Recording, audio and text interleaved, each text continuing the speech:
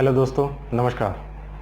दोस्तों, आज की इस वीडियो में बताने वाला हूँ ईसीआर और ईसीएनआर पासपोर्ट के बारे में कि ईसीआर और ईसीएनआर पासपोर्ट के बीच का क्या अंतर है, क्या डिफरेंसेस है, ये मैं आज की वीडियो में आपसे बताने वाला हूँ। और इसके साथ ही मैं कुछ और सवालों का जवाब देने वाला हूँ ईसीआर और ईसीएनआर पासपोर्ट के रिलेटेड।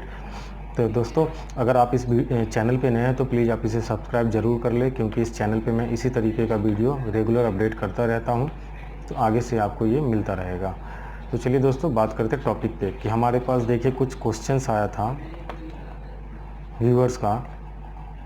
पर्सनली व्हाट्सएप पे भी कुछ आया था और कुछ यूट्यूब से के थ्रू आया था और कुछ मेरे वेबसाइट पे भी आया था कि सर पासपोर्ट कैसे बनाएं, उसमें कौन कौन सी डॉक्यूमेंट लगेगा, अप्लाई कैसे करें। तो ये सारी चीज़ें तो चलो, और भी काफ़ी सारे वीडियोस हैं, आप इसके लिए यूट्यूब पे देख सकते हो और फॉलो कर सकते हो उस स्टेप को। अगर आपको पर्सनली मेरे से चाहिए कि इसके बारे में पूरा डिटेल दे दो तो आप कमेंट करिए इसके नीचे, कोशिश करूँगा पूरा एक वीडियो बना दूँ इसके रिगार्डिंग। तो बात करते हैं ईसीआर के बारे में। तो ईसीआर ईसीएनआर पे हमें जो क्वेश्चंस मिले, ईसीआर पासपोर्ट क्या है, ईसीएनआर पासपोर्ट क्या है, ईसीआर और ईसीएनआर पासपोर्ट में अंतर क्या है, ईसीएनआर पासपोर्ट बनवाए कैसे,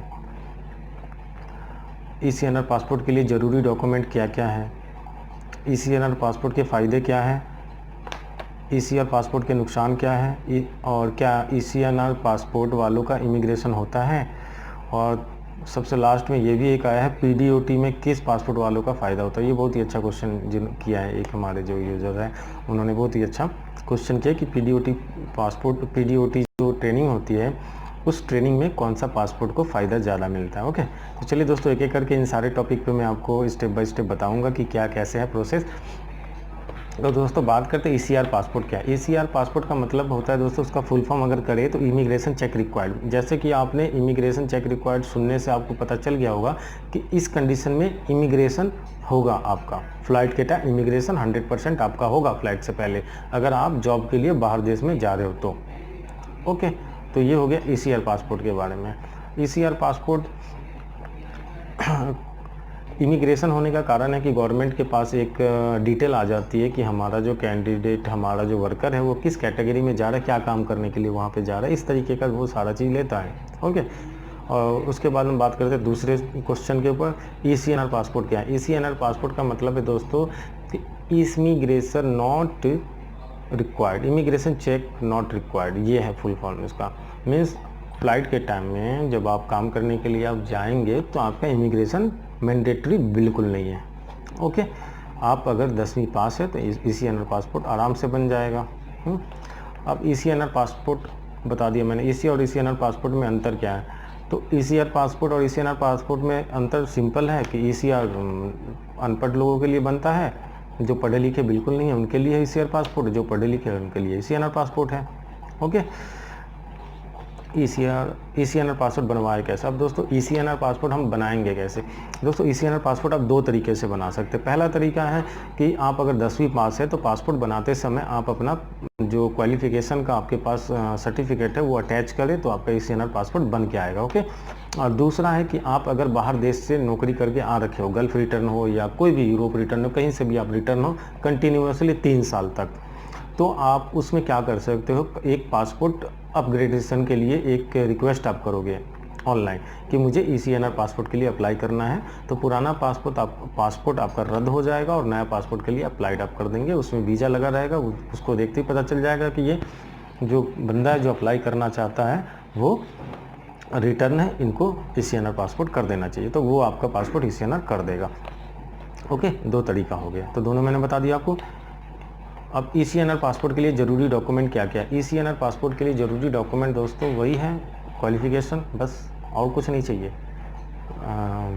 ज़रूरी डॉक्यूमेंट में सिर्फ आपका क्वालिफ़िकेशन चाहिए एप्लीकेशन के टाइम में, अप्लाइड के टाइम में। अगर आप नहीं डालोगे, भूल गए गलती से, तो ऑटोमेटिक वो ईसीआर पासपोर्ट बन के आ जाएगा, आप कितने भी पढ़े लिखे हो। फिर से दोबारा से आपको अप्लाई करना पड़ेगा, पैसे खर्चा दोबारा से आपको करना पड़ेगा, आपने अगर गलती किया तो। ओके,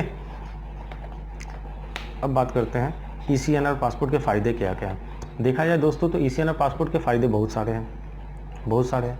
जैसे कई सारा कंपनियां जब आती है नौकरी के लिए यहाँ पे लेने के लिए एम्प्लॉई को डिफरेंट कैटेगरीज़ में, तो उनकी कई बार रिक्वायर्ड होती है कि भैया हम सिर्फ ECNR पासपोर्ट को ही लेके जाएंगे, क्योंकि वो पासपोर्ट को जब वो रिक्विट करता है ना तो फास्ट फ़्लाइट हो जाता है, बहुत ही कम दिनों के अंदर उनका फ़्लाइट हो जाता है, जिससे उनको भी सहूलियत होता है। कुछ अर्जेंट अगर प्रोजेक्ट है तो उसके लिए वो लेके चले जाते हैं अर्जेंटली। ये एक पहला फ़ायदा हो गया। दूसरा फ़ायदा, इमिग्रेशन नहीं होता फ़्लाइट के टाइम में, इमिग्रेशन होता ही नहीं, इनका डायरेक्ट फ़्लाइट होता है, इमिग्रेशन से बच जाते हैं वो, ठीक है।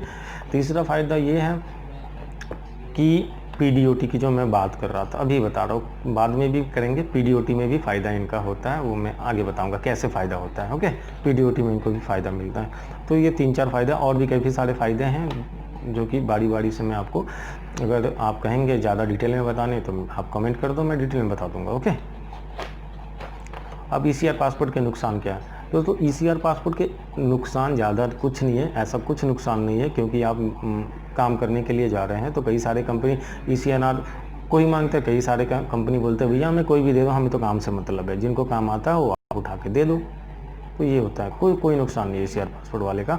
बस यही है कि आपको फ़्लाइट के टाइम में इमिग्रेशन होगा, फ़्लाइट के टाइम में आपका इमिग्रेशन होगा, जो 2-4-5 हज़ार कॉस्टली पड़ जाता है जाने के टाइम में, तो वो आपका जो ट्रैवल एजेंट है वो करते हैं मैनेज, वो एक्स्ट्रा कुछ नहीं लेते आपसे। ओके, तो नुकसान कुछ नहीं है, डरिए मत, ECR पासपोर्ट है तो भी आप सेफ़ है, आप बाहर जाके नौकरी कर सकते हैं, ठीक है।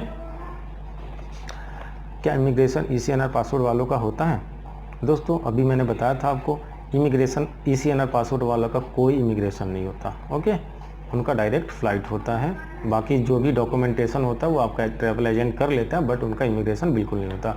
अब बात करते हैं दोस्तों मेन अच्छे टॉपिक पे, PDOT ट्रेनिंग जो होती है फ़्लाइट से पहले, कहीं भी आप जा रहे हैं तो अगर काम करने के लिए गल्फ़ कंट्रीज़ में जा रहे हैं तो PDOT एक नया आ चुका है कि भैया आपको PDOT करवाना ही पड़ेगा, ठीक है। वो एक प्रकार का ट्रेनिंग होता है जिसमें आपको बताया जाता है कि उस कंट्री में जाके आपको कैसे रहना है, किस तरीके से आपको वहाँ पे काम करना है, कंडीशंस बताया जाता है काम करने का, और सारी चीज़ों के बारे में ट्रेनिंग भी लेता है। वो आपको एक कार्ड बना के देगा, सारे कुछ डिटेल उसमें रहता है, ठीक है, कि आपने कौन कौन सा ट्रेनिंग लिया, क्या काम करने जा रहे हैं, क्या सारा कुछ उसमें डिटेल रहता है। तो PDOT में ये डिटेल्स होते हैं। अब बात करते हैं PDOT किन का होता है। तो दोस्तों PDOT सिर्फ ECR पासपोर्ट वालों के लिए का होता है, सिर्फ ECR पासपोर्ट वालों का PDOT होता है। ECNR पासपोर्ट वाले को PDOT बिल्कुल नहीं होता। ये उनके लिए एक बहुत अच्छा प्रॉफिट है, क्योंकि ये 2 दिन का समय उनका बर्बाद कर देता है, क्योंकि वो 2-3 दिन पहले उनको आके यहाँ पे रुकना पड़ता है फ़्लाइट से पहले कि भैया PDOT करवाना है, आप PDOT कराओगे नहीं तो फ़्लाइट होगा नहीं, फ़्लाइट मिस, आपको रोक दिया जाएगा एयरपोर्ट पे बिना PDOT का, तो इसीलिए उनको 2 दिन पहले आना पड़ता है। तो ये चीज़ में फ़ायदा मिलता है ECNR पासपोर्ट वाले को। तो दोस्तों यही सारी कुछ सवालों का जवाब मैंने आज के वीडियो में दिया है, जो कि ECR और ECNR पासपोर्ट के रिलेटेड है। इसके अलावा आपको कुछ और भी जानकारी चाहिए ECR ECNR के बारे में तो प्लीज़ आप कमेंट बॉक्स में कमेंट करके हमें बताएं। हम कोशिश करेंगे कि ज़्यादा से ज़्यादा अच्छे तरीके से सिंपल लैंग्वेज में आंसर आपको दे दें, ताकि आपको बहुत ही फ़ायदा मिले। तो दोस्तों आशा करता हूँ ये वीडियो आपके लिए बहुत ही हेल्पफुल रहा होगा, और प्लीज़ आप इस चैनल को सब्सक्राइब कर लें। Okay, thank you, bye bye, नमस्कार जी।